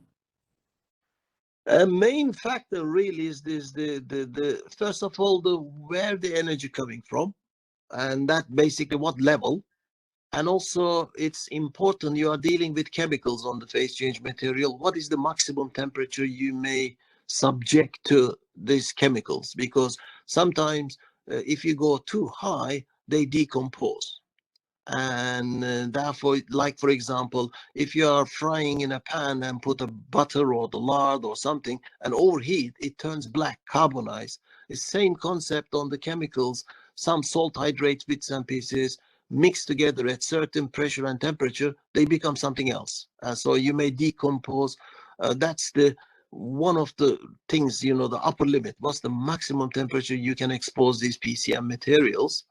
And also, of course, what is the flow and return temperatures, or minimum and maximum temperatures, your energy coming in, and the main selection criteria for that.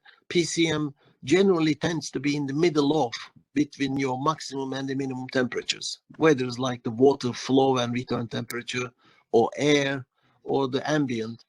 And whatever happens, PCM has to be selected right, more or less right in the middle of the maximum and minimum temperature. Okay, sir. Thank you, sir. Hello, sir.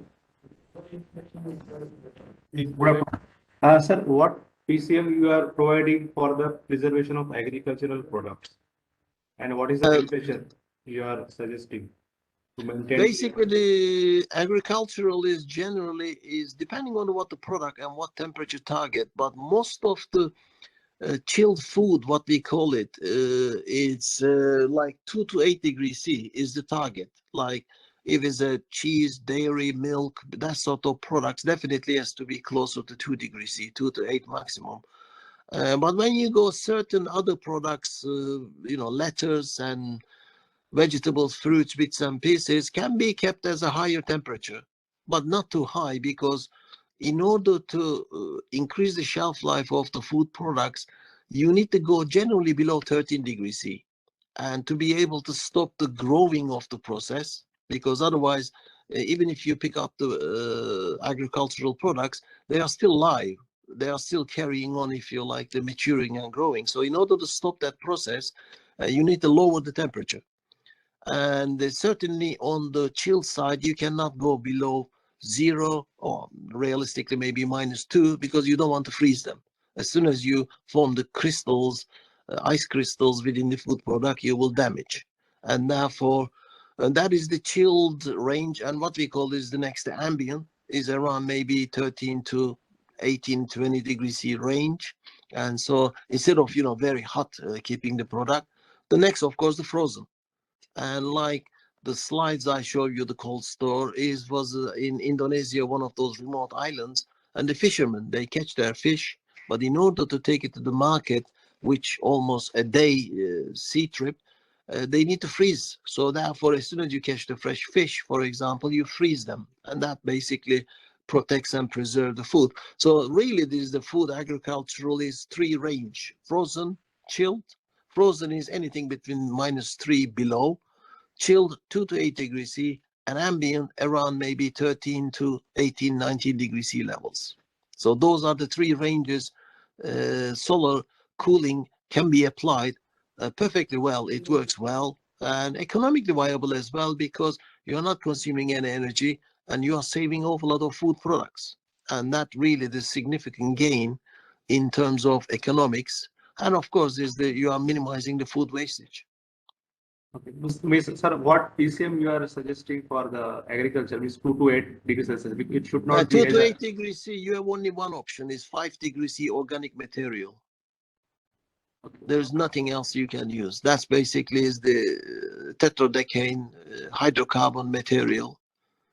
It's liquid like water. It's a bit like liquid candle wax, if you like. That's the only material practical to use, because if you use water to freeze, you are risking the danger of freezing the product as well if you're not careful, overcooling. Thank you, sir. Any other questions from the participants?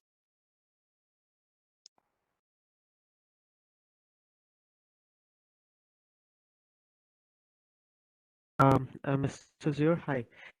Have you worked on high temperature PCM, say above 100 degrees Celsius? Yes, we did, but they are difficult to handle to start with. And also the only way you can encapsulate those using metal encapsulation. So that really makes them extremely expensive in terms of application. So really they technically anything possible, but economically is very, very difficult to justify because of the cost. The only practical high temperature material is being used is the molten salt, nitrate base, on the solar power generation plants. And because that PCM is less than $1, is I think it's 70 cents a kilo, and also it doesn't require encapsulation. You get a big tank and put them into the liquid tanks. So that's the only practical application I came across in terms of high temperature applications. Anything beyond that, unless we did like space applications, military application bits and pieces, but very small quantities, very small amounts. So you cannot use like a simple box standard solar heat storage using high temperature PCM. We have one hydrated salt PCM is relatively attractive, 117 degrees C, a low cost. But again, as I said, you have to encapsulate. Encapsulation is the problem. You know, if you say, I don't know, $1 a kilo for PCM is not expensive, but by the time you metal encapsulate, it becomes $10 per kilo in terms of energy. So therefore, return on your investment is not justified. It's very, very, very difficult to justify economically to spend that money. Not technically. Technically, as I said, anything is possible. If that is the case, really, we will be all driving Ferraris or Rolls-Royce, not the average family cars. And that's exactly the same. Ferrari is there, but how many people can afford it?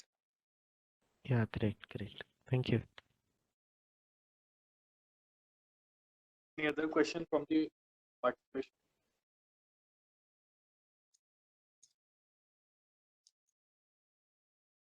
Hello, sir. Yeah. I having one question. Sure. Which advanced technology best for the solar building air conditioning application? Yeah. Is that PV or solar thermal system? I would say small scale installation will be PV. PV with the conventional, you can buy standard air conditioning units and run them using PV, but that will be relatively small capacities because of the PV area required is significant. And therefore, average, whether it's domestic or commercial, you won't have enough area to fit enough PV panels to run large installations. So when it becomes the large installations, the solar thermal seems to be the tipping the balance. The reason is you can use concentrated collectors, produce relatively high heat, and the only other options available to commercially at the moment is the absorption chillers. You can use ejector concept as well, or organic Rankine cycles could be one options. But whatever you do, I think is the PV will be on the smaller scale, domestic type or small commercial, and the large scale installation will be thermal, either steam type ejectors, and sometimes you produce solar energy, convert into the electricity using normal conventional turbines and the steam, and that also is possible to drive anything after that, conventional. But yes, PVs will tend to be the smaller scale installation, domestic or small commercial, and the thermal will be the large scale industrial, because large scale PV systems are not necessarily economically viable. Okay, sir. Thank you, sir. Any other question from the participant?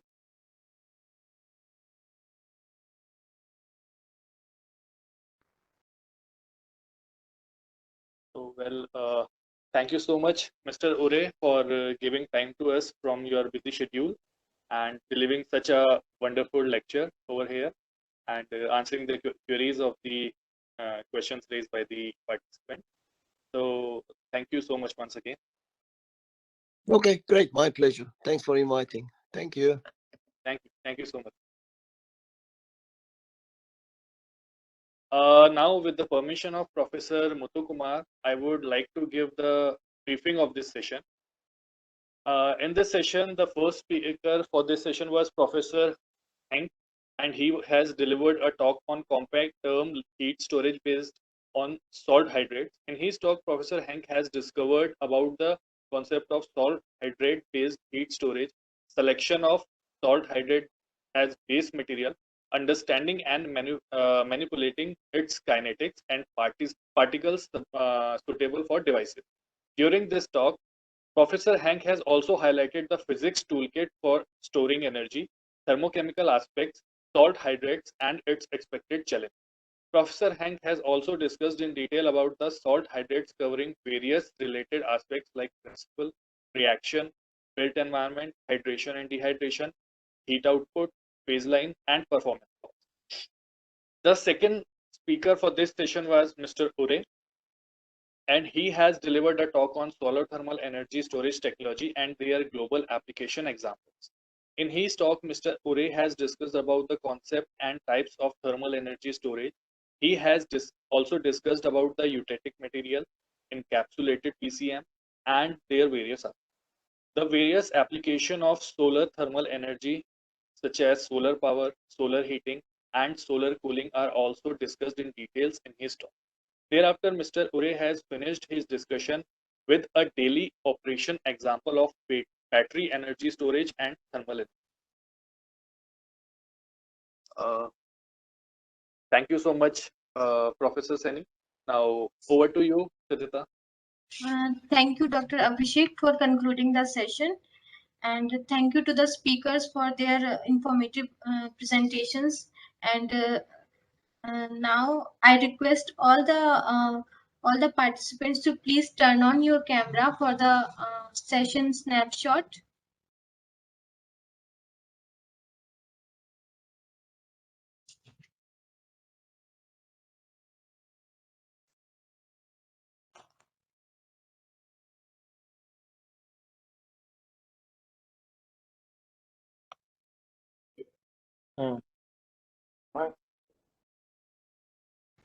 પાંચ વર્ષ pass કરીને